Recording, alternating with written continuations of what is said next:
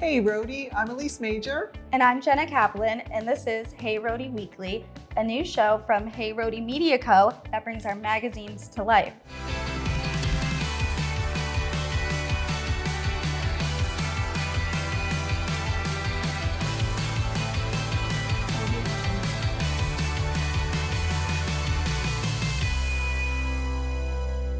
This month's issue is all about dining around the world without leaving the state. That's true, and there's a book called Patterns of Portugal, and we're going to be taking a deep dive into that. And we have a field trip you're sure to fall for. And of course, the must-dos. Of course, my favorite part of the week. The weekend. Yes.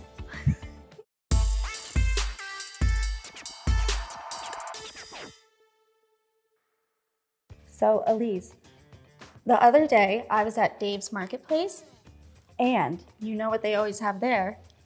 Hey Rhody. Hey Rhody. I know. And the cover caught my eye. It was beautiful, but can you tell me what the cover story is about?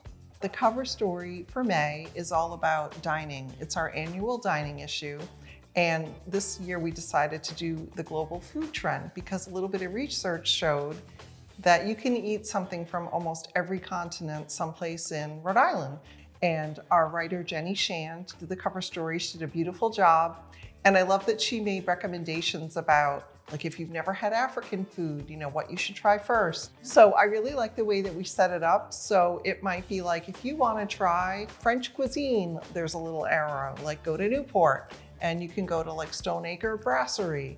So, you know, there's all kinds of food. There's India in Providence, there's Colombian places in Pawtucket, Central Falls. So it's really a tour of the state where you can try all different foods. That has, for some reason, kind of made me think, have you ever heard of the Royal Bobcat?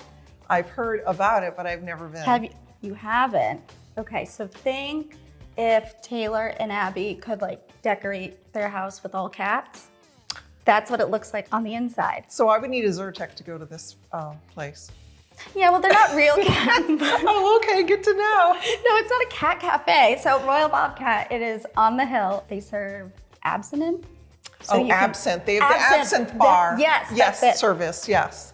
So that's kind of cool. They will like give it to you. You get a spoon, a sugar cube, and so you can like make it as sweet as you want it to be, but I use the whole cube.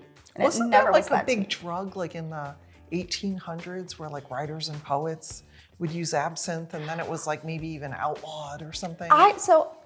The Green Fairy?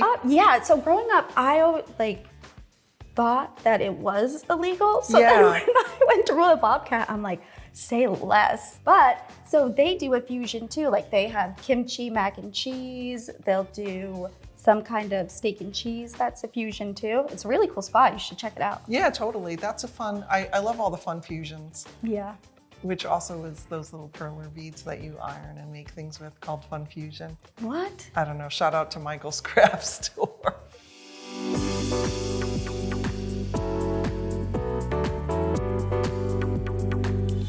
So I'm thrilled that in the May issues, I'm able to highlight my good friend Christine Chitness's new book, The Patterns of Portugal. This is a gorgeous book that tells the story of textiles and tile and all these beautiful patterns that can be found all over the country. It took Christine about 3 years to photograph this book on many solo trips, and it's just really gorgeous. So I'm thrilled to be able to include the book in our magazine. And then what I wanted to do was, you know, make it a little bit different for our readers. So Christine actually offers travel tips about going to Portugal, when are the best times to go.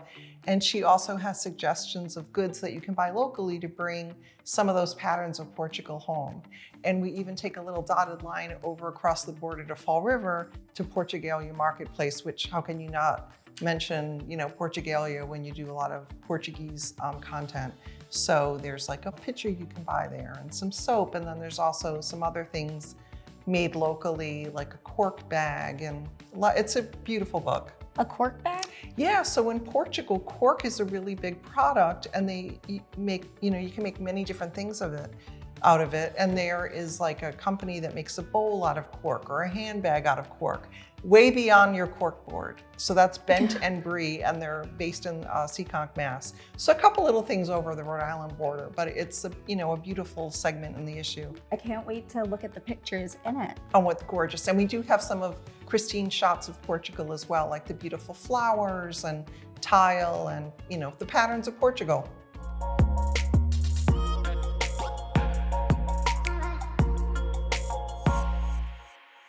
Nick Del Judas is here to join us for our next segment, and I want to talk about on the Hey Rhody blog. Jenna, you just put together a new post about waterfalls in Rhode Island. Which, isn't it crazy? I never knew that Rhode Island had waterfalls.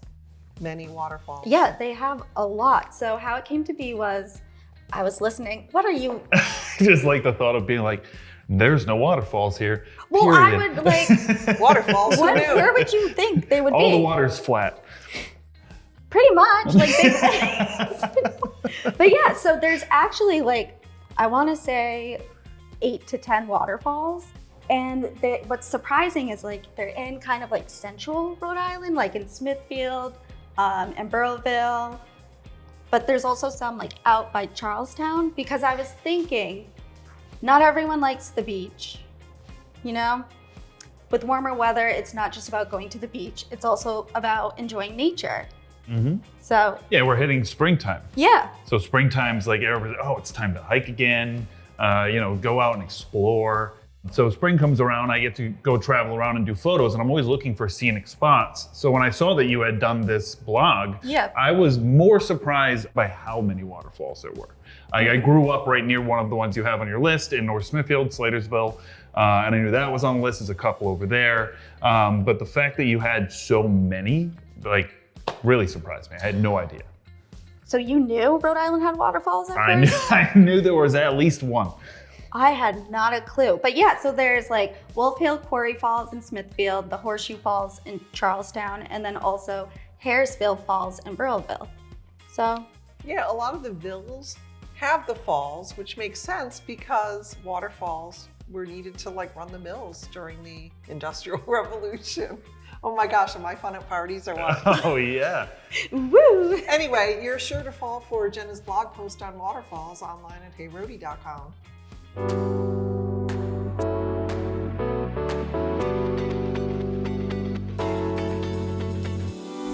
Jenna, you're fun. What are you doing for Cinco de Mayo? Okay, first off, thank you so much for thinking I'm fun. I don't know where I'm gonna go yet, so I'm still trying to decide. There's Zacco Taco, which is on Richmond Street. So good. Delicious. Their blood orange margarita, amazing. But also, have you had their street corn? No. Wait, have I? Maybe. So they crush up. Well, while you're thinking of that, yes, I'll exactly. explain it. So it's street corn, but before when I had it, it was crushed up hot Cheetos on top. Now you can get crushed up Fuego Takis, which is kind of interesting, kind of fun. Yeah. Might hurt later on, but you don't know about that. I also like Don Jose's on the Hill. So Don Jose's on the Hill is my go-to. I've heard, I've never been there, and I've heard people say that is their longtime favorite. It is just, you walk in there, it's like a party, but it's also family, because it's just so lively in there. Great fajitas, great margaritas. And then I'm also kind of thinking of Neza Mexican in Warwick. Ooh, I've heard they have really good drinks. So good. Their Frezza margarita, absolutely delicious. And does that mean fresh or strawberry? Strawberry. So yeah, it's a wow, nice. Look at you. So yeah, it's a delicious strawberry kind of margarita.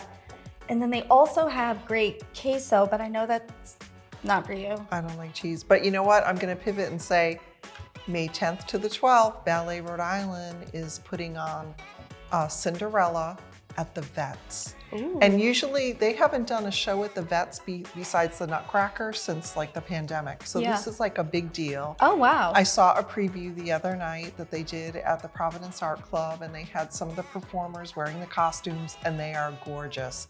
And it looks like it's just gonna be the most beautiful production ever. Wow.